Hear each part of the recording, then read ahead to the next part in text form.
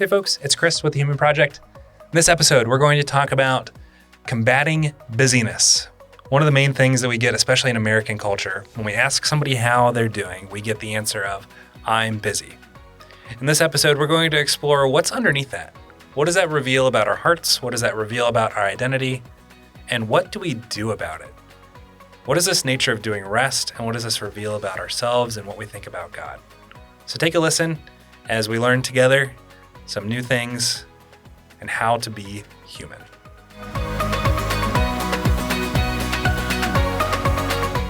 Hey, Mark. Hi, Chris. How are you today? I'm splendid. How are you?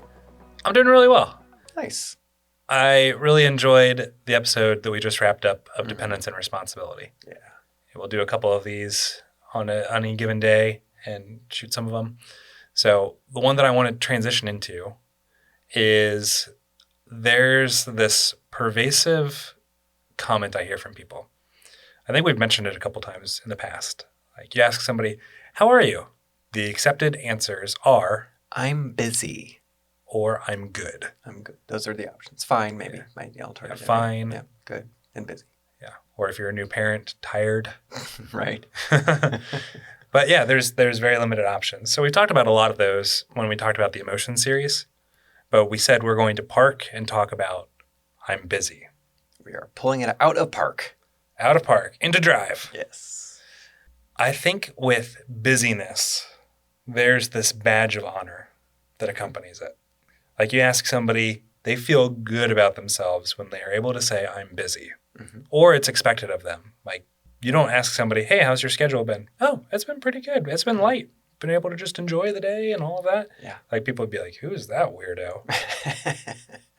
But I feel like, especially over the last couple of years, there's been this need to like jam-pack our schedules.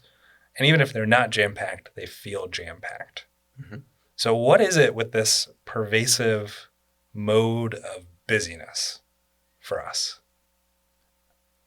From my perspective, there's a equation there, an equating, I should say, with productivity. Okay. And there's a high value in our culture on productivity. We see it in the workplace, certainly, all the time, where a lot of managers are like, how can I get my people to be more productive?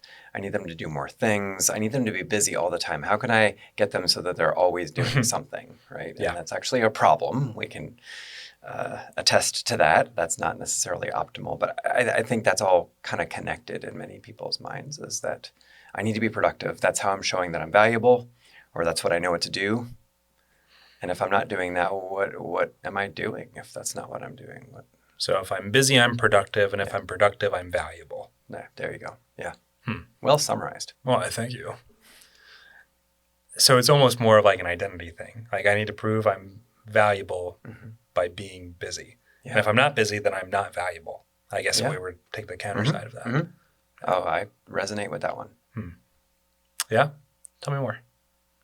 Why did I just say that? Invite into my lair. Oh, no. I've fallen into the trap. I will say where it shows up for me. Let's say it's a Sunday afternoon, which is my chosen day of rest. That's the day that I choose to try not to do the work things. Are you ready for some football? And when football is on, that will be part of my rest. And if I'm too frustrated at the game, I'll literally turn it off because that's not restful, which never happens, of course. But no, I'm just kidding. But at this moment, the Bengals are 2-3. But I will take a nap on some Sundays. And while it's gotten better, certainly in the past few years, I remember, especially when I first started taking naps on Sundays, I would wake up and I'd feel guilty instantly after having taken a nap. It was very strange. Like, why do I feel guilty? But I took a nap. Why am I taking a nap? It's because I hadn't accomplished anything while I was taking that nap. There were so many other things I could be doing. Hadn't accomplished anything. Right. In quotes. Right. He's air quoting it. That's right. That's how I looked at it. That I hadn't accomplished anything. I have come to the spot where many mornings, when I feel that drive inside of me, like need to go do, right? Have to go do something. Have to start doing something now. That I intentionally remind myself that if I did nothing today, that God would love me infinitely, period. Not that he wants me to do nothing that day necessarily, but that's not going to change his love for me. And that's getting back to like the identity type of stuff you're talking about. Deep down, who I am is not built on top of how much I can get done, even though that's how I walk it out much of the time. So it's almost like there's this check my motivation for something. Like, am I doing this as an identity thing? Like, I am valuable. Or is my identity already secured with value? Again, all this stuff that we talked about in the last episode is there's so much freedom in that. Right. Frees you from this dependence or this need to constantly be busy and productive. I think for me, what I recognize it is that there's this noise level that starts to rise with just this amount of busyness that I'm in all the time. And when I'm able to ask myself the question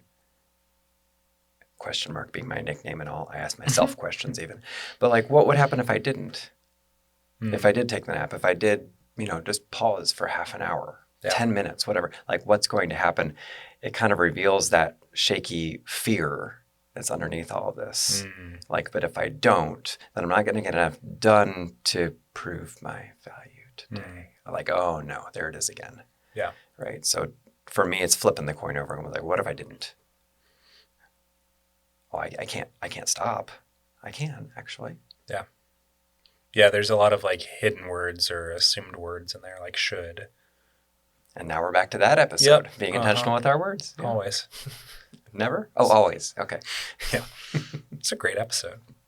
Yeah, I think it reveals a lot about our hearts and what we're trying to do and what we're trying to accomplish and really how we view ourselves and how we view God. And when we talk about busyness, that's one element. I think there's other elements of busyness. Like what happens if we just feel overwhelmed? Yeah. Do you ever experience that? All the time. Yeah, frequently. Yeah. I wonder if when people tell us they're busy, I don't ever want to just assume things about people, but I wonder if some of the times when people tell us they're busy, they really are just overwhelmed and they are looking for a step where they're more vulnerable. They're saying, I'm busy, I'm overwhelmed. There's a lot on my plate.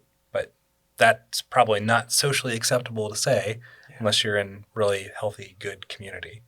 They say, oh, I'm overwhelmed. You ask somebody that doesn't actually expect an answer to their how are you question. Right. I'm overwhelmed. They go, what do I do? Whoa. Yeah. Yeah. I think it's all these things tie together that we talk about on this podcast, like listening. That's why listening is such a valuable skill, like really pausing and caring about what somebody else says. Yeah. And inviting that. Busy? Oh, yeah. Yeah. Is that good busy? Is that something you're enjoying? Is it overwhelming for you? Like that provides so much more richness for further conversations and depth. Yeah. And I think a lot of people that say they're busy, they don't like the sound of that because it's more adding to their plate. Like, oh, I'm going to have a half-hour deep conversation with somebody. I don't have time for that. Right. Why do you think it's accelerated the last couple of years?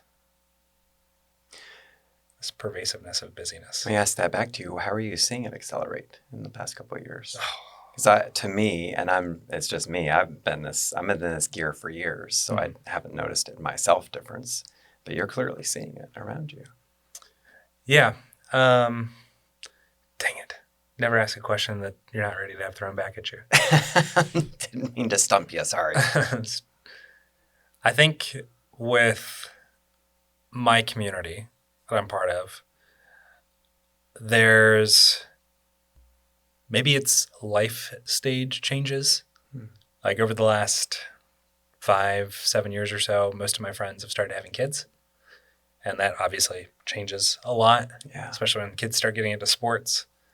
And it was just a bunch of us single guys all hanging out, and we had literally nothing else on our schedules besides work. Yeah. And that was really nice to just be able to hang out all the time. And now there's different value, but free time is less of a thing.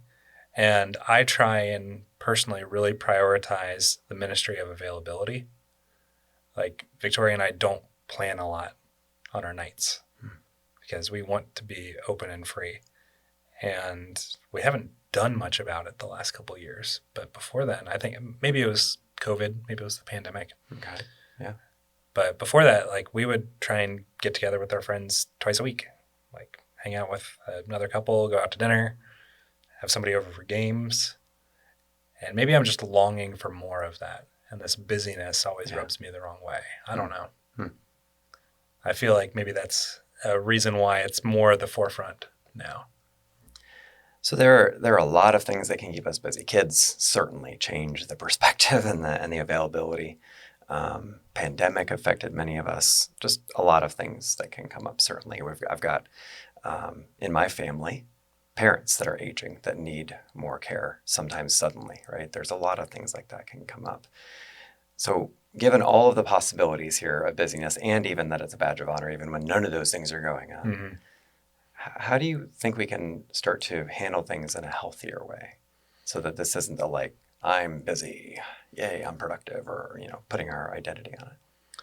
Yeah, I think the thing that's probably most helpful for us to talk about in this is not just more noise about like how to do more, like productivity hacks. Okay. You can squeeze more into your day kind of thing. Check out the 80-20 rule episode or the hacks versus lasting change episode for our thoughts on that kind of stuff. This is the most self-referential episode we've done so far. It's tying a lot of things together. Yeah, it is. I think I read an article, not a book. Now I am surprised. I read an article by a guy whose book I had read. Oh, okay. There we go. I'm less surprised now. It's a guy named Oliver Burkeman, and he wrote a book called 4,000 Weeks, which on average is how many weeks we get as human beings on this earth. Okay. 4,000 weeks. Yeah. And I really liked the book because he brought a very different perspective than just how to cram more stuff in. Because he asked a lot of the same questions we're asking, like, what's your identity? What's your purpose? What's your motivation for doing this? Book's great. You want to check it out. But he wrote an article, because I was on his email list afterwards. People that write newsletters are amazing, by the way. But he had this email list that he sent out. And one of the articles was called The Counterintuitive Nature of Rest. Yeah. And in it, he talked about, imagine if you had to cut half of the things from your schedule. Like, once you get over the initial shock or panic of that. Yeah, I saw you. Your shoulders went up. Yeah. Deep breath, Mark. Deep breath. Yeah, it's okay. I'm here for you, buddy. It's only theoretical. Okay. It's only theoretical. But imagine, like, if all that stuff were to go away, or half that stuff were to go away, and you were to rest the rest of that, like, would you be able to handle that? And it brought us some really interesting stuff. Like, imagine that everything that's on your plate is not going to get done. Again, get over the initial shock. What? No, that one's actually true. I don't understand. And I think it's just a really interesting thought exercise, a thought experiment to do of what happens if that stuff were to just go away. And I think it's been a lot more real for me this last year, because with my diagnosis, like, I had to stop doing a lot of things that I really enjoyed doing. Like, there was a time I wasn't able to drive. There was a time I wasn't able to pick up Sophia. There was a time I wasn't even able to cut my own food. Like, and I was so dependent, and thankfully Victoria was so wonderful at helping and meeting those needs. But it was really, really difficult. And I had to basically stop doing just about everything that I enjoyed doing. And it brought a new perspective of busyness. And it brought a whole new perspective on just joy. Like, I felt like I was able to be a lot more in the moment, because I'm a type A personality. I'm a driver. I'm always looking towards a goal or trying to accomplish something, or et cetera, et cetera, et cetera. And that put a lot of pause on that for me. And it opened it up to, I can just sit on the floor and play with my daughter. Wow. For hours. or as long as she lasts before she needs to take a nap. But it shifted a lot of perspective for me. And I don't need to constantly be trying to achieve something or optimize my schedule or maximize the amount of stuff I'm doing, but I can just be in the moment and enjoy it. Mm. And that was a big shift. That was a big shift for me. It was something you were forced into. You didn't really Yeah. have a choice. I mean, you did have a choice. You could have constantly been thinking about it and being anxious about it and still not been able to do the things. Yeah. How did you find it that you were opening your hand and letting go of it instead of trying to hold on to it? Acknowledging reality, I think, is the biggest one. I knew I couldn't do it all. And I'm like, okay, I can stress about not being able to do it all and still not be able to do it all, or I could just let it go and realize that I'm not able to do it all. And that took time. That took months to get Painful, there. I'm sure. Yeah. You were there for a lot of those steps along the way as business partners. But yeah, that was really, it was hard. It was hard. And I think the reason why I'm so passionate about this is I would love for people to realize that without having to go through all the stuff that I went through in order to get there. Like, I feel like I have a new lease on life, as the phrase would go, as a result of it. Yeah. Of not trying to optimize and just enjoy and be in the moment. I also don't need to feel the need to cram my calendar. In fact, I revel in not having my calendar crammed. So how would you envision somebody possibly getting to this realization without, I ask for, a friend of mine, getting to this realization without going through the painful reality you had to face? Like, you had a choice, but it was a limited one. Many of us can keep going, 100 miles per hour until our bodies tell us to stop. But that's not necessarily the best answer. I think a lot of it goes back to our last episode on dependence and responsibility and identity. It's a question of motivation, I think, for a lot of things. Okay. Like, why am I doing this? Is this a good thing? And even if it is a good thing, is it the best thing for me right now? Again, be really careful with that, because you can paralyze yourself and go all the way to the end of the responsibility continuum without any dependence. Yeah. But asking, like, of all the things I could be doing, is this what's most helpful for me right now? Including the things that we tend to deprioritize, like rest or community or friendship or savoring a good meal. Like, all of those things are meant to be joyful events for us. Yeah.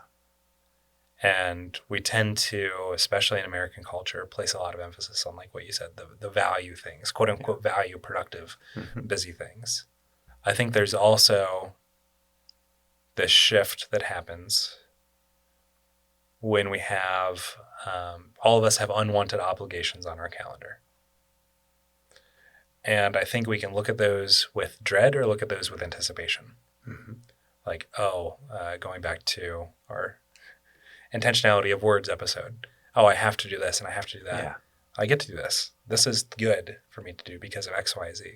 Like, I have to take my kids to their sports practice or something. Is that something that's enjoyable for you? Is that worth it for you? Probably. Otherwise, you probably wouldn't have your kids be doing it. Yeah.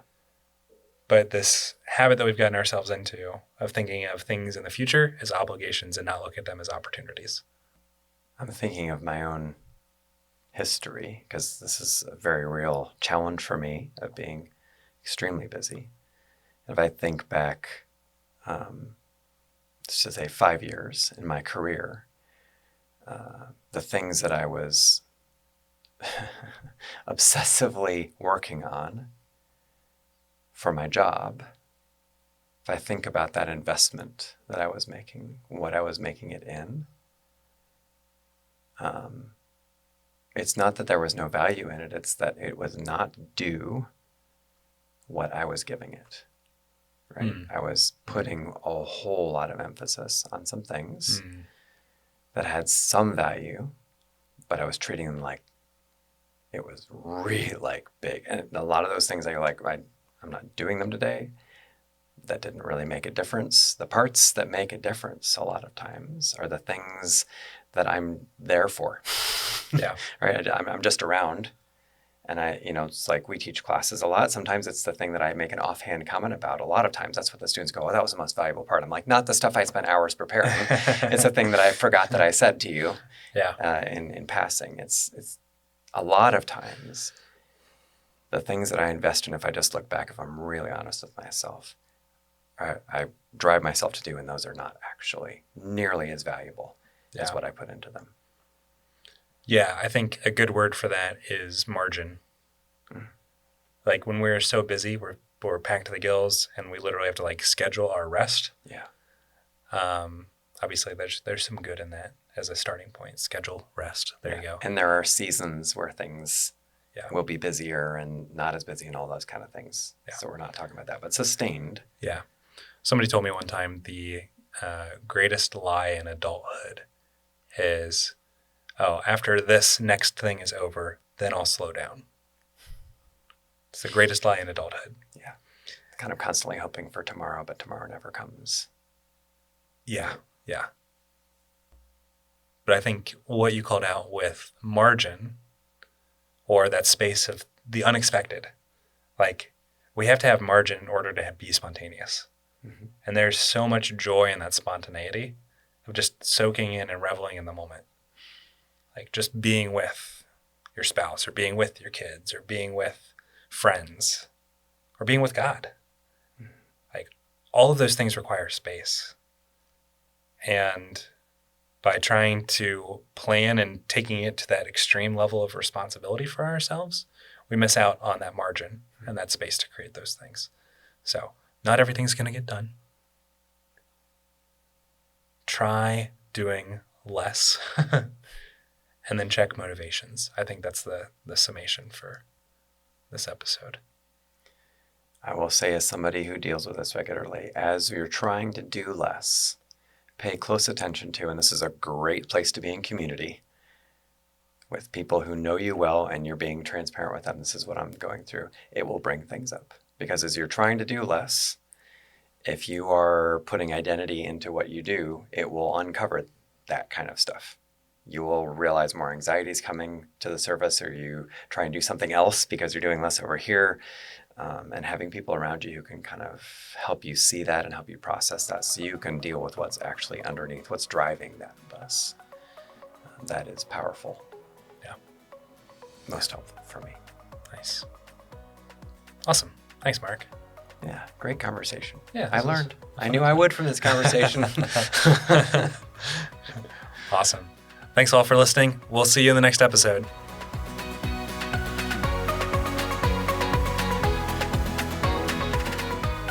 Hey, thanks for tuning in today. Our team consists of Mark Wavle, myself, Chris Conlin, and our lead editor, Derek Donley. We're a crowd-funded nonprofit, and our free resources exist because of your generous support. So thanks for joining us on our mission to bring 1 million lives closer to fullness in God's design. To support us financially or to learn more, visit humanproject.us. We'll see you next time.